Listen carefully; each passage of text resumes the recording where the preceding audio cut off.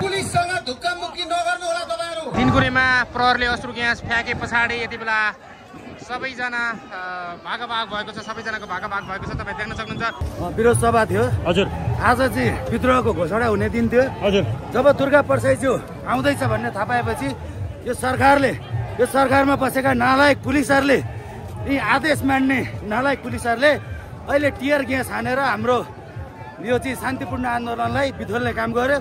र हाम्रा संयोजक दुर्गा परसाईज्यूले आफै ड्राइभ गरेर संसद भवन गाडी लिएर जानुभएको छ। आफै चलाएर लिएर जानुभएको छ। उहाँले सिधै लिएर जानुभयो। र अहिले सबैलाई चाहिँ देख्नुहुन्छ यो टियर ग्यास हानेर यो नालायक सरकारले, यो दमनकारी सरकारले, यो राष्ट्रियवादीहरूलाई चाहिँ यिनीहरूले हाम्रो आवाजहरू दबाउन खोजेको छ।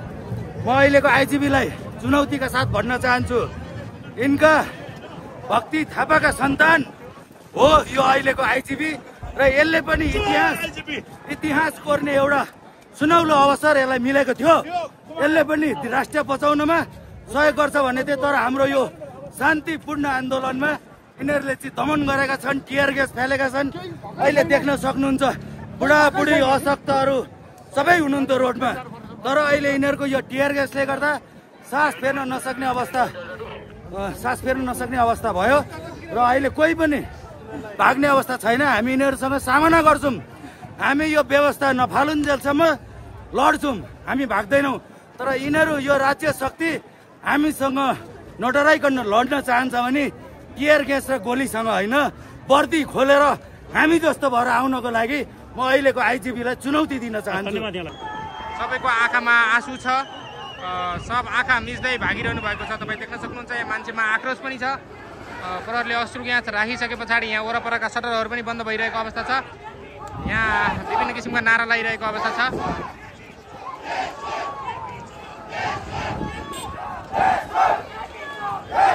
आवाज यो हुलदङ्गा, यो भिडभाड तपाईँ देखिरहनु भएको छ। यहाँ प्रहरले अश्रु ग्यास फ्याँकिसके पछाडि यहाँ जनताहरू अझ बढी आक्रोशित रहेको अवस्था छ। कसैले छातीमा राजा रानीको फोटो टाँसिरहेका छन् भने यति बेला गाडीमा देख्न सक्नुहुन्छ पृथ्वीनारायण शाह, ज्ञानेन्द्र शाह र त्यसै गरी दुर्गा परसाईको फोटो राखेर गाडीमा म्युजिक बजाएर हिँडिरहेको छ। उतापट्टि भिरकुटी मण्डपमा चाहिँ नि गणतन्त्रवादीहरूको प्रोग्राम छ भने यता राजावादीको प्रोग्राममा भर्खरै अश्रु ग्यास फ्याँकिएको अवस्था छ। तपाईँले हामीले यहाँको दृश्य देखाइरहेका छौँ। आन्दोलनमा आएका व्यक्तिहरू टाढा टाढा बसिरहनु भएको छ, किन भन्दा प्रहरले अश्रु ग्यास फ्याँकिसके पछाडि भागदौड मचिएको छ। तपाईँ देख्न सक्नुहुन्छ यहाँ ढुङ्गा समातेर पनि बसिरहेको अवस्था छ। मानिसहरूले कसैले ढुङ्गा समातेका छन्, कसैले के समातेका छन्, तपाईँ देख्न सक्नुहुन्छ। अश्रु ग्यास फ्याँक बन्द गर्दै, आँखा बन्द गर्दै, आँखा मिच्दै मानिसहरू हिँडिरहेको अवस्था छ।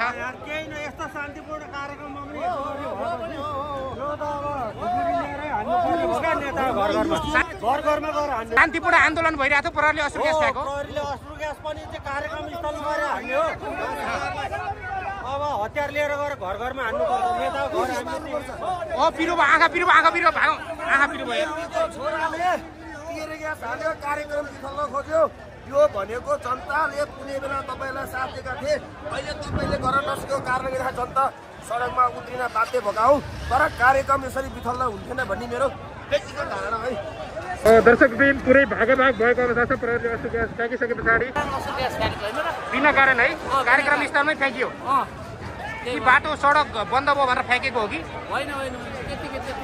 उक्साको है, झन् उक्सिए जनता, झन् उक्सिया छ। हेर्नु होला नि के हुन्छ। अब तपाईँ देख्न सक्नुहुन्छ अश्रु ग्यासको प्रभाव कम भएसँगै फेरि युवाहरू कार्यक्रम स्थलतर्फ लागिरहेका छन्। यहाँ यो कार्यक्रमबाट भगाउनको लागि हो अथवा यो सडकमा भिडभाड भयो भनेर अश्रु ग्यास फ्याँकिएको थियो। तर फेरि पनि युवाहरू जागेर कार्यक्रम स्थलतर्फ आइरहेका छन्। तपाईँ देख्न सक्नुहुन्छ यहाँबाट तिनकुनेबाट कोटेश्वरतर्फ भागेका युवाहरू अथवा यी राष्ट्र संस्था समर्थक व्यक्तिहरू यति बेला फेरि कार्यक्रम स्थलतर्फ आइरहेको अवस्था छ। तपाईँ देख्न सक्नुहुन्छ फेरि प्रहरले उताबाट अश्रु ग्यास फ्याँकिसकेको छ। अब यो यताउता भइराख्ने र यो कार्यक्रम चाहिँ दिनभरि नहुने जस्तो स्थिति यहाँ देखिन्छ। दर्शकवृन्द, फेरि देख्न सक्नुहुन्छ अश्रु ग्यास आइसके पछाडि फेरि युवाहरूको भागभाग भएको अवस्था छ।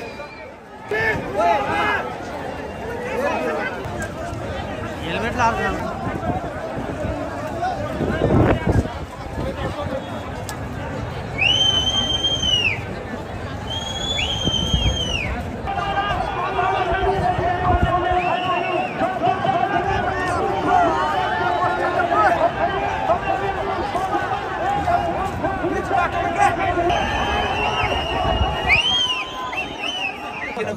तपाईँको मिडिया कर्मीहरूले पनि विचार गर्नुहोला।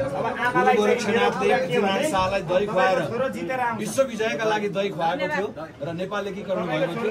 त्यही सायद हामी अहिले गर्दैछौँ। होइन, बकासुरहरूले देश लुटे, बकासुरहरूबाट देशलाई उन्मुक्ति गराउन दुर्गाको चाहिँ है दुर्गा माताको र हाम्रो आदिदेव काँडाहरूको सबको कृपा छ, आशीर्वाद छ, अदृश्य हो यो कृपा चाहिँ। ल अब दाइ हामी 80 साल मङ्सिर 7 गतेको कार्यक्रममा जाँदै गर्दा तपाईँले छोरीको हातबाट सगुन ग्रहण गरेर आशीर्वाद लिएर जानुभएको थियो। आज आमाको हातबाट जाँदै हुनुहुन्छ, कसरी छोरीलाई सम्झिराख्नु भएको छ, मिस गरिराख्नु भएको छ? मैले यो अभियानै सुरु गरेको यो देशमा उच्च शिक्षा हासिल गर्न नपाउने छोराछोरीहरूले युवाहरू विदेश पलायन हुनुपर्ने, विदेशबाट पठाएको रेमिडियन्स सबै मारवाडीको कब्जामा जाने। त्यसले गर्दाखेरि मैले आज अब म बाँच्छु म मर्छु मलाई थाहा छैन, म अब युद्धमा गएको मान्छे हो होइन। म मर्नु र बाँच्नुमा कुनै तात्विक भिन्नता छैन, मैले अघि पनि भने। तर यो व्यवस्था परिवर्तन हुनुपर्छ। र मलाई आज के फिलिङ भएको छ भने यो लडाइँ भनेको भारतमा निर्वाचन बसेर चाइनामा बसेर गरेको लडाइँ होइन। यो लडाइँ भनेको अर्गानिक लडाइँ हो। आमाको हातबाट, आमाको आशीर्वाद 85 वर्षको आमाको हातबाट टिको लगाएर दही खाएर नेपाली नागरिकहरूलाई बचाउने यो जनविद्रोहको कार्यक्रम हो। यसमा हामी अगाडि बढ्दैछौँ। मलाई जहाँसम्म लाग्छ सबैजना, सबै आमाहरूको आशीर्वाद लागोस्। मेरो आमा एउटा प्रतिनिधि पात्र मात्रै हो। सबै विदेशमा रहने छोराछोरीहरूको आमाको पनि मलाई आशीर्वाद लागोस् भन्न चाहन्छु। र छिट्टै ती सबै छोराछोरीहरूलाई यही देशमा फर्केर काम गर्ने वातावरण, यो व्यवस्था परिवर्तन भएपछि बनोस् भन्ने आशा र अभिलाषाका साथ म अघि बढेको छु। म यसमा एउटा कुरा के भन्छु भने नेपाल प्रहरी, खास गरेर नेपाल प्रहरीलाई हामी जाने बाटोहरू छोडिदिनुहोस्। तपाईँहरू फुलीको लागि, जागिरको लागि नगर्नुहोस्। हामी जाने बाटो छोडिदिनुहोस्। हामी तपाईँहरूको जीवन, तपाईँहरूको परिवारको जीवन पनि परिवर्तन गर्न चाहन्छौँ। त्यही भन्छु। यो घरबाट निस्किँदै गर्दा यहाँले गम्भीर शब्द उच्चारण गर्नुभयो, म फर्केर आउँछु कि आउँदिनँ थाहा छैन। त्यो मलाई थाहा छैन, किनभने म लडाइँमा जाँदैछु। किनभने मैले भने त अघि, मैले गरिबका छोराछोरी मराएर पैसा कमाउने जनविद्रोह गरेको होइन नि। त्यो त प्रचण्ड, केपी ओली